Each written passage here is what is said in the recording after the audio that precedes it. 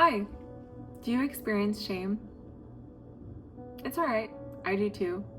And we actually all do. Shame is a natural emotion that appears when we're fearing disconnection. And it's a social emotion that I've been learning about this through Brene Brown. She's been writing some incredible findings on shame, and I really recommend looking into her as well. Some of the things I've learned from her is that shame thrives in silence, judgment, and secrecy.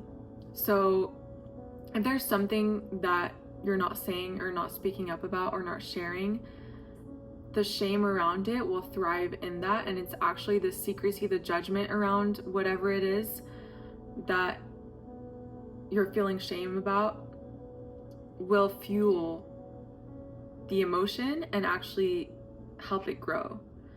It's very weird and to think about because, and actually I can very much relate. I'm gonna just talk from my personal experience because I've struggled with shame very much a lot in my life, more than I want to acknowledge it. But the good part is that there is healing that's possible for it. And it's uncomfortable to go through it, but it is possible. And the shame can be as simple as believing that you're not good enough. I didn't believe I was good enough. I didn't believe I was worthy. And it also fueled a perfectionistic side of me into my whole entire life. And this perfectionism also fueled procrastination.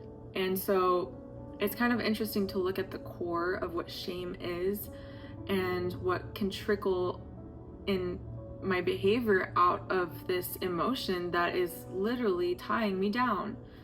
And I've shared some testimony videos about my personal experiences around shame. If you'd like to check it out, you're welcome to. So right now I'm not going to get into the details of it, but I will share from an experience of just recently experiencing shame again and going out of it. What did that look like? It was so messy, honestly. It was just super messy. I remember I felt like I was at the end of myself, which is kind of a good thing because then what's on the other side of that is probably a lot of growth and a new version of yourself that's coming through, that's being birthed.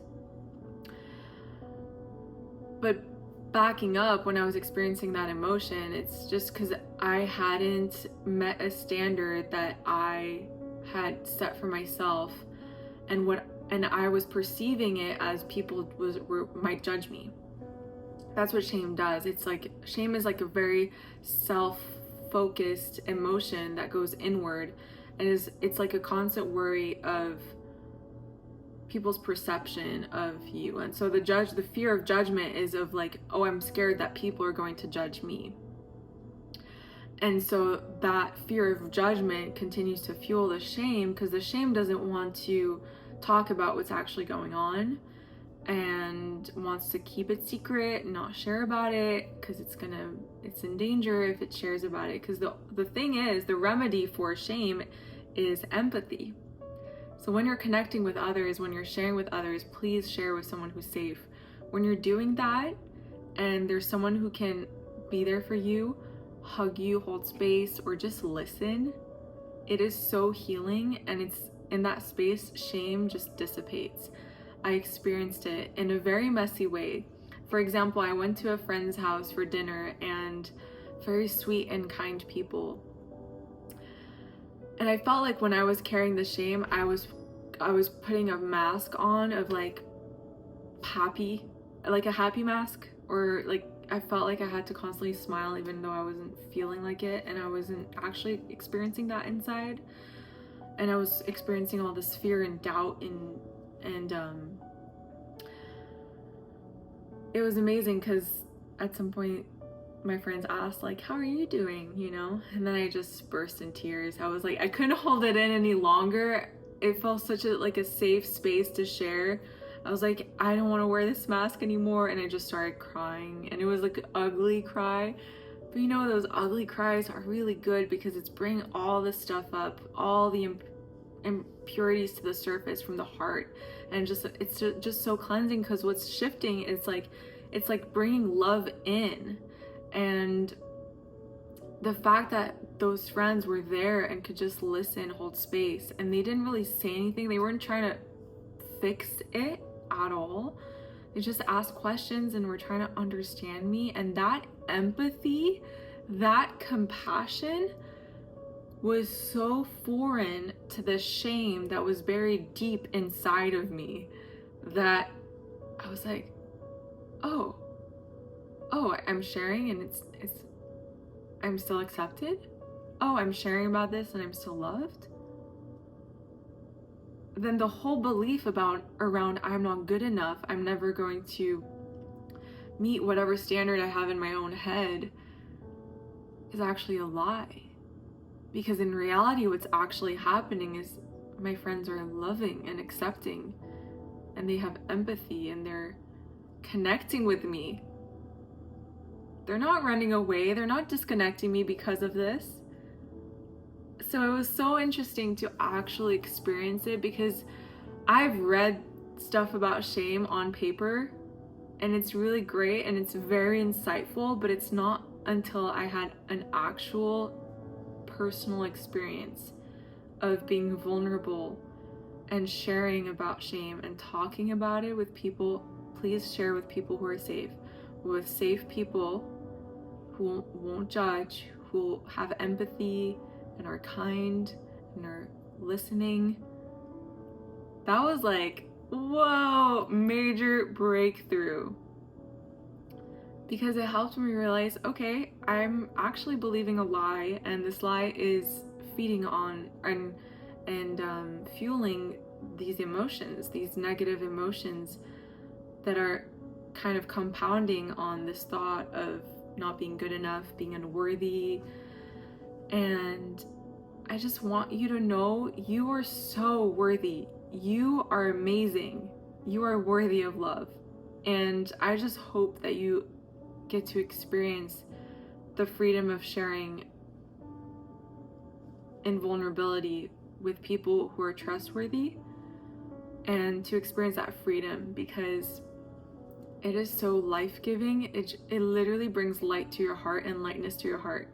For example, I have another example. Yesterday, I was a little bit in my head about something, and I was worried that I was not belonging or somehow. And a friend was asking, I wasn't talking about it to anyone, but it was just like a thought, like, I feel like I'm out of place. I feel like I don't belong. Oh my gosh. And it's so sneaky. I didn't even realize the shame was sneaking back in again. And I was like, okay, I don't really know if this is actually my thought, or like, let's sit on it, you know? And then a friend asked me yesterday, like, hey, how have you been? Like, how are you doing?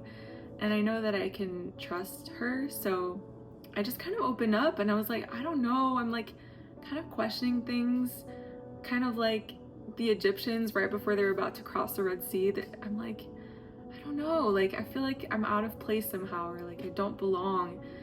And just by sharing it and just kind of like saying where I'm at and being honest, and having a good friend who could listen and who could say the truth and say, like, you're so accepted and loved, and like, at least by the people who matter in your life, you know? I mean, it's not gonna happen with every single person you encounter.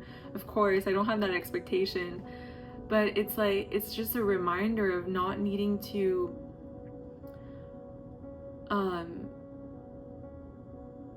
believe in that lie anymore. And it's kind of like, it comes in layers. And I just want to remind you that even if it pops up for you again, because it has for me, like, I've been talking about shame. Why? Because what I'm sharing with you applies to me first.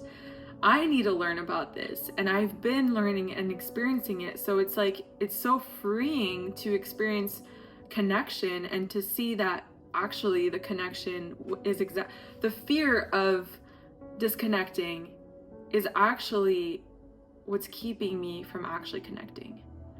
And when I connect and share and people are empathetic with the parts that I think might not be acceptable somehow,